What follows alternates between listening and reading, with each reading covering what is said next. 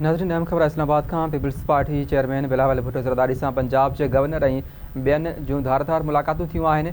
बिलावल भुट्टो ज़रदारी से पंजाब के गवर्नर सरदार सलीम हैदर मुलाकात करे सियासी सूरताल ते ॻाल्हियूं कयूं आहिनि। मुलाकात दौरान पीपी पंजाब जो अॻूणो सदर इम्तियाज़ सफ़दर वड़ाए चई तस्नीम कुरैशी भी शरीक हुआ। गिलगित के गवर्नर सैयद मेहदी शाह जी भी पीपल्स पार्टी चेयरमैन बिलावल भुट्टो से मुलाकात थी है। मुलाकात दौरान बिन्हीं विच में खिते की समाजी इंतज़ामी और सियासी सूरताल से ख्यालों की ॾे वरिती है। क़ौमी असम्बली के मेंबर ख़ालिद लुंड शहबाज़ लुंड से गॾिजी बिलावल भुट्टो ज़रदारी से मुलाकात कई है। ख़ालिद लुंड यूसी चेयरमैन शहबाज़ लुंड पारां बिलावल भुट्टो के घोटकी के अवामी मसलन बाबत ब्रीफिंग ॾिनी वई। पीपल्स पार्टी केपी के सदर मोहम्मद अली शाह बादशाह की मुलाकात थी है, जॾहिं त मुलाकात दौरान केपी सूबे के तनज़ीमी कारकर्दगी समेत मुख़्तलिफ़ मामलन ते ख्यालों की ॾे वठ थी है।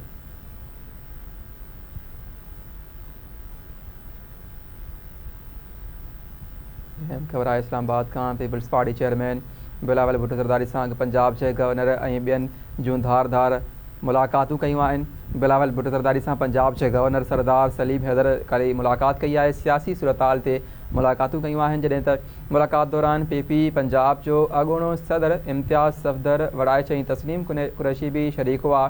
गिलगित बल्तिस्तान के गवर्नर सैयद मेहदी शाह जी भी पीपल्स पार्टी चेयरमैन से मुलाकात थी है।